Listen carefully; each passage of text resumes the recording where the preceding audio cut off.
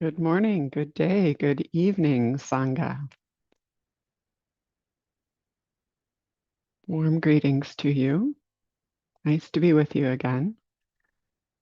Love hearing and, well, not hearing, but seeing all the warm greetings in the chat and just sensing into the much wider group of people practicing together in silence that your chats represent. And I'm imagining comments about hearing, that you can hear me, which would be great. Just confirm that would be great.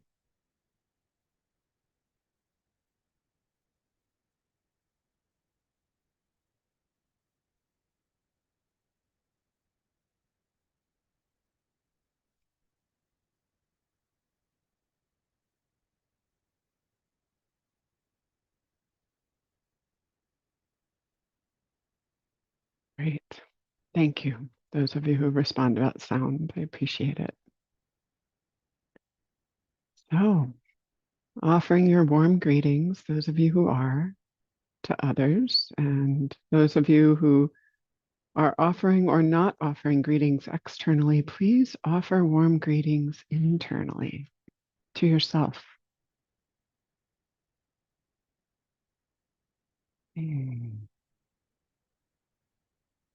Perhaps taking a slower, longer breath and attuning to how this body, this heart, this day is living within you.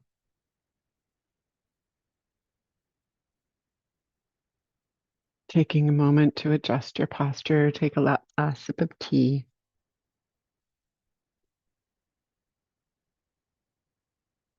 And then allowing the eyes to soften, perhaps close.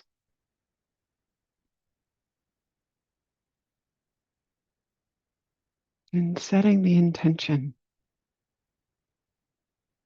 to show up wholeheartedly in this moment, this time. Set aside for your own cultivation.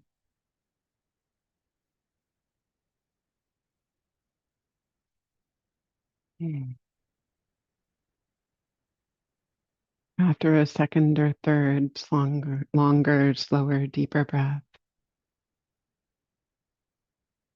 allowing the breathing to be natural, normal.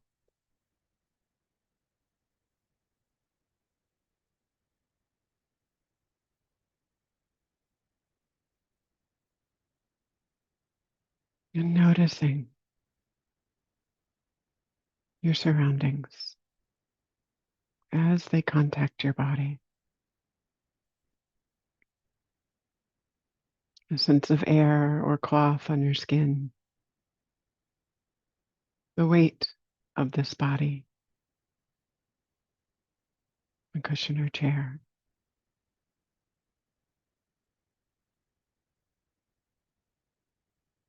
Softening the eyes, the tongue,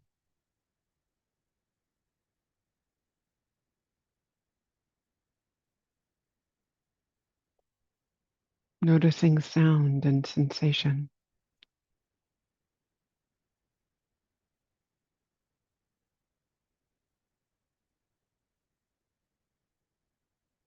And bringing mindfulness, awareness to the forefront.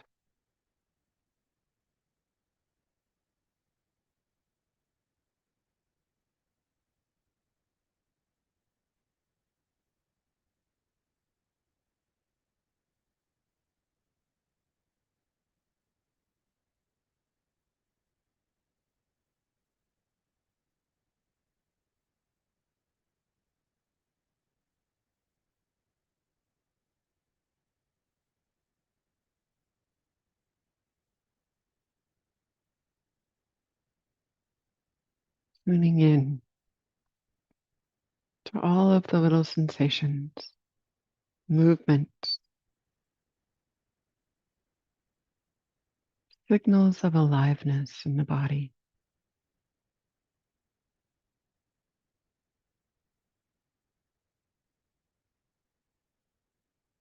choosing whatever anchor of attention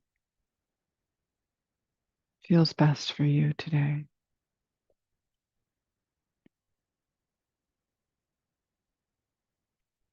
For mindfulness of breathing, allowing the attention to settle inside the experience of the breath.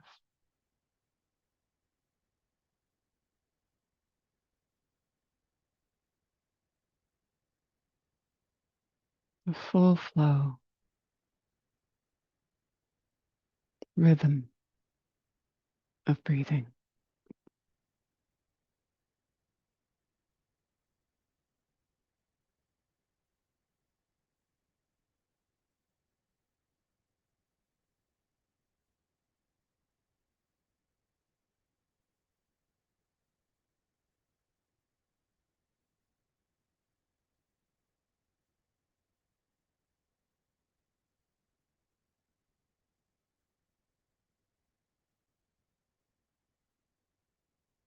Noticing when there's an in-breath, there's an in-breath.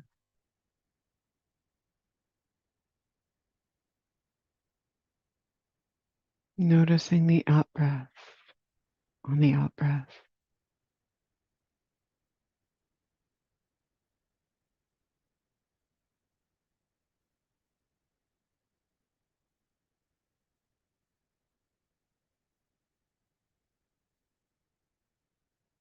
Noticing the change in between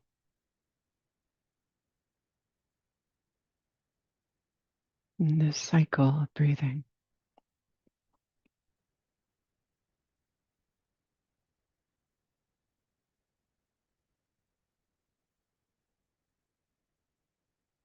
Receiving the awareness with each in-breath.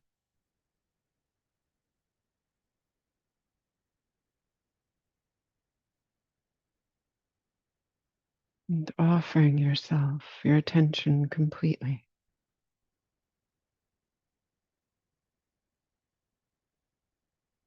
to the out breath. Letting go, relaxing.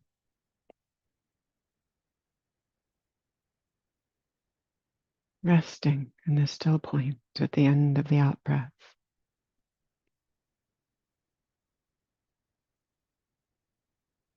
Before allowing the next inhale.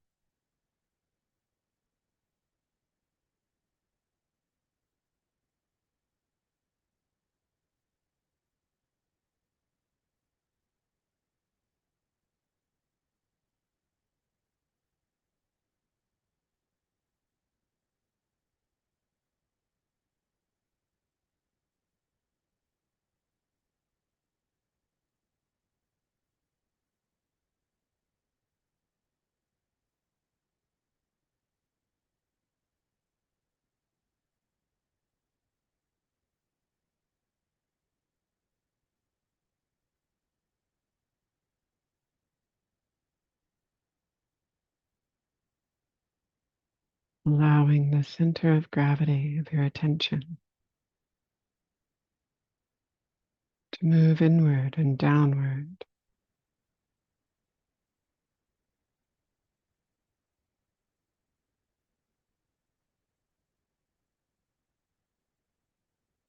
Within embodied experience.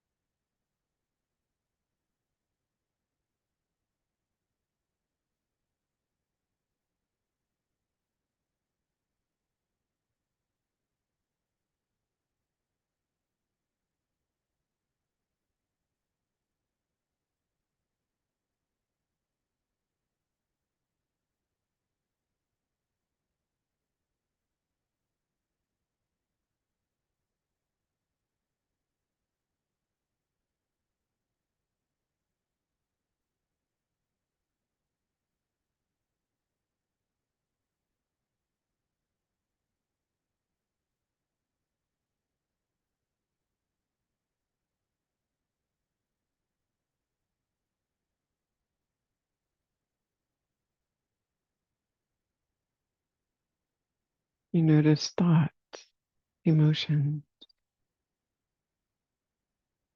any phenomena, anything at all that pulls the attention away.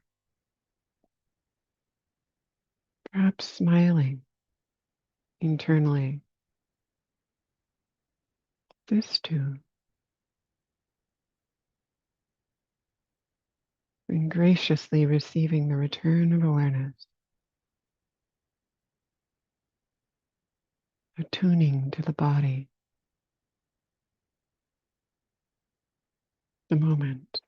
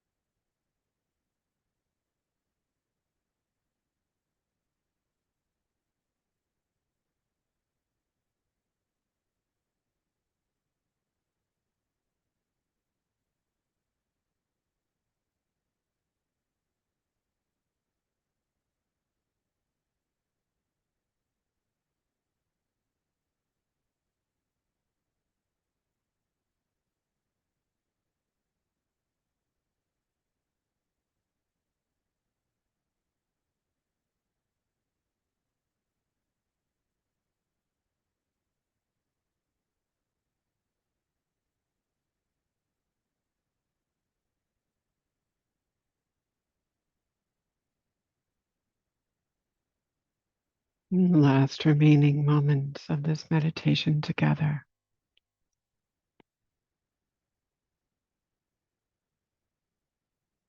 The invitation is to reflect back on this time, these moments,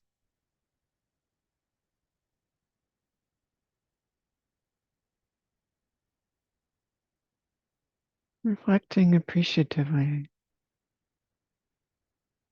acknowledging any challenges or difficulties with compassion, trusting that this too is part of the season of practice. And such difficulties can be composted, are composted by the light of awareness, mindfulness.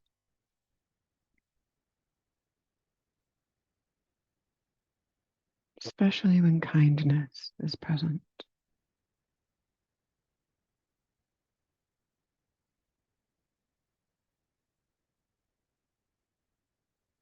And then turning that kind attention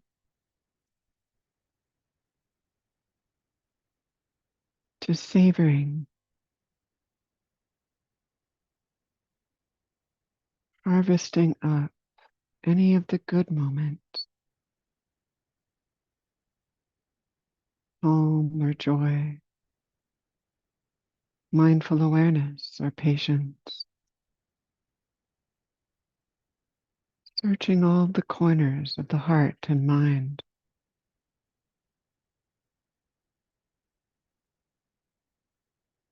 and gathering them together and letting them nourish you, your practice, by appreciating them.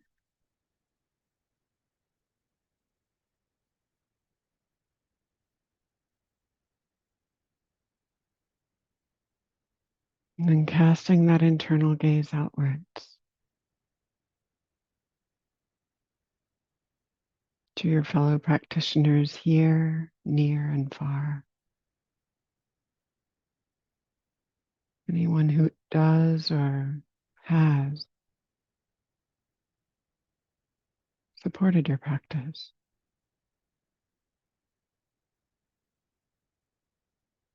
Sending them a pulse of goodwill, metta.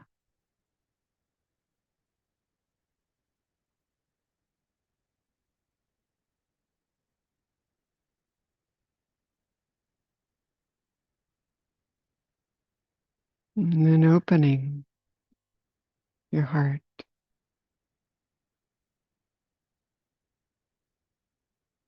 and sending those good wishes to the others in your life, including yourself too.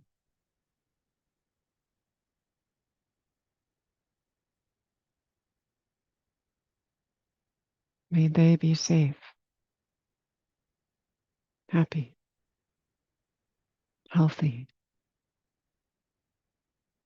May they be peaceful, at ease, and free.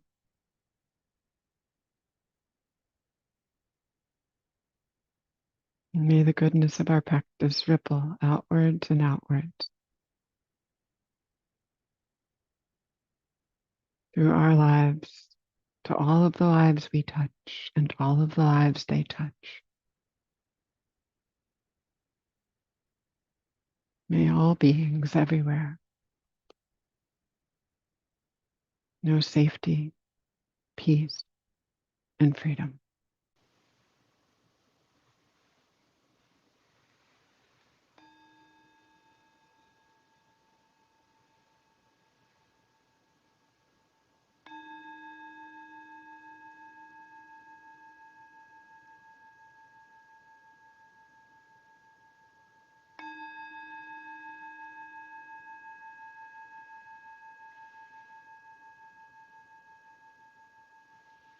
Thank you for your practice.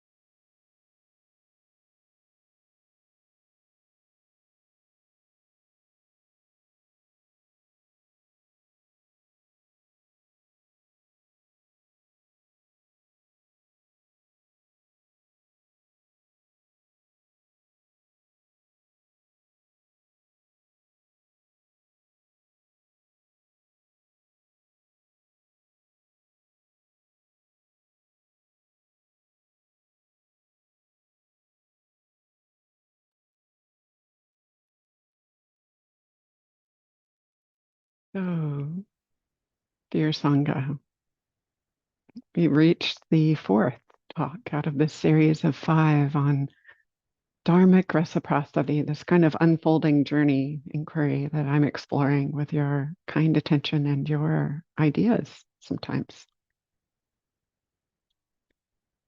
So I'm going to open right away with a story. This is a teaching story that the Buddha is recorded of having given.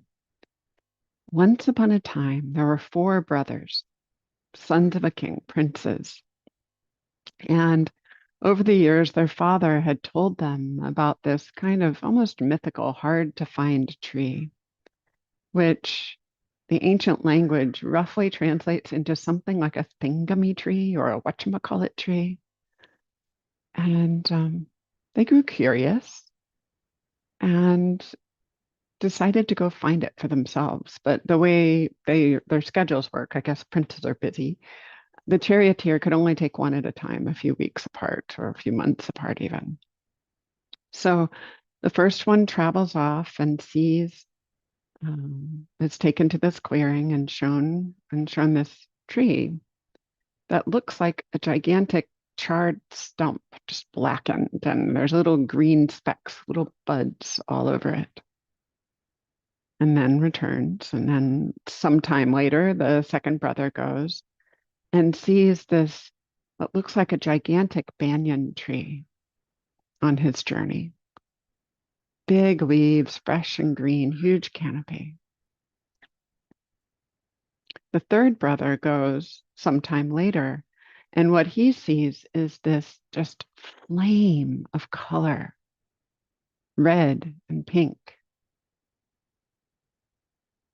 And the fourth brother goes still later and sees in that clearing strips of bark hanging down and a tree kind of limp, weighted down with these huge fruits. So after he returned, they had a discussion, and one of them talked about the tree as being a blackened, hulking stump. Next one said, oh, it's a banyan tree. And the next one said, oh, it's like flame or a cooking piece of meat. I find that an odd description of a tree. And then the fourth said, oh, it's an acacia tree. And they disagreed. They got into, a mild argument over who was right.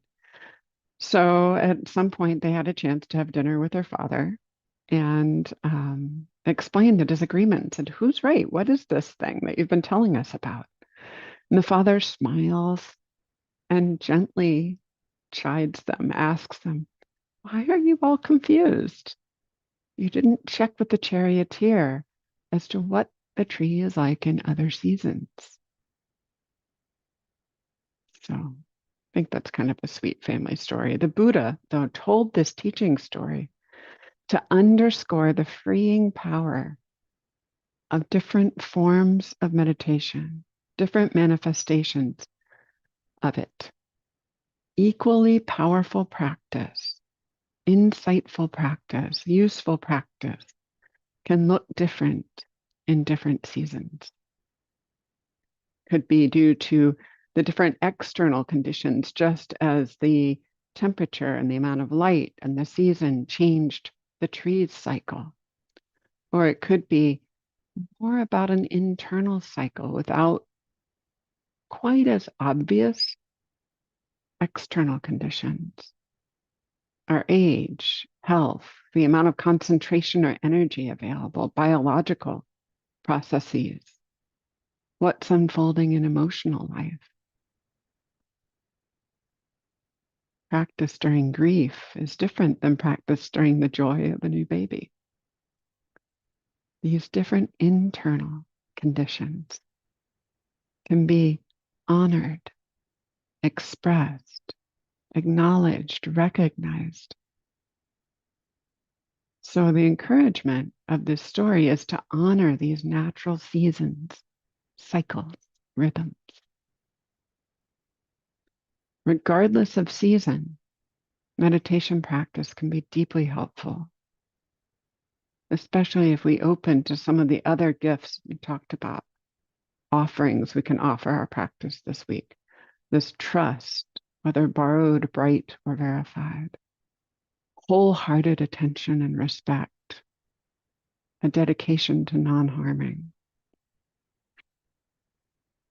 This word, this story, and the word season are kind of lucky, fortuitous in another way. The ancient language Pali has a word for meditation, bhavana, that translates as meditation, cultivation as well, though. Cultivation, mental cultivation, internal cultivation. And within each person's process, sometimes it's time to till the soil, sow the seeds, develop capacity, lay the groundwork, build skills of mindful awareness over and over again. Other times, it's definitely time to compost. Trust that even what stinks could be a cause and condition for more growth later if we attend to it properly, kindly, appropriately. Other times, it's the season of growth, and this could be a slow, gradual process of growth and maturation over time, or a growth spurt, just like that little baby is going to have a growth spurt. Kindly observing with the sunlight of awareness, watering the practice, watering our relationships with kind attention, that creates the usefulness, the benefits of the practice over time. And in some seasons, it's time to harvest. Gather the fruits, reap the benefits, the bounty of the meditation practice, whether they be benefits of insight, confidence, beautiful experiences, or a simple maturation and grounding, steadiness, maturity, or something else. In my own experience, this harvest time often ends up cycling right back to one of the other seasons of meditation practice. So, to be gracious, to recognize the moment, the season, the unfolding that you're in, that your practice is in the moment. This kind of offering up of this attitude of graciousness, okayness, brings much ease, joy, steadiness, simplicity. All of that can come from flowing with the season of the practice. It can be a real gift. Season also, or timeliness also, applies to attuning to the amount of effort or acuity that's possible or helpful on a certain day, during a certain retreat, in a meditation session, or over longer cycles of time, months or years. It also applies within a single moment. It's so helpful not to assume, but rather to attune to what is. Tumbling forward into the future or looking back in the past, comparing, not so useful. And if you do it, we all do it sometimes, kindly recognizing it and recognizing, okay, this too. This is this moment. That can help disengage from these potential blockages to the practice. In other words, attending precisely to this experience, this moment, this now, and letting go into it is an art. And the purpose, for the purpose of mindfulness meditation, the immediate process, letting go into now is helpful because the only time we have is now. It's the only present moment you get, one moment at a time. This sense of timeliness and precision in the practice, connecting, sustaining honestly with the fullness of the moment, of each moment, can open into a potent kind of timelessness, flow of the Dharma, of meditation. And this can be a beautiful experience and very nourishing. Mindfulness of this larger scale of time, unfolding of seasons, is incredibly helpful when contemplating afterwards, as I guide us to at the end of each of these meditation sessions. It can also be helpful beforehand in developing a broader sense of context before entering a meditation session or a longer formal period of practice.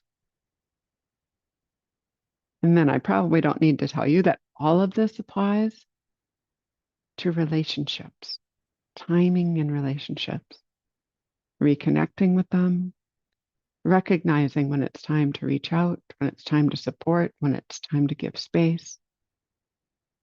All of this applies to relating to others every bit as much as it applies to relating to ourselves in our practice.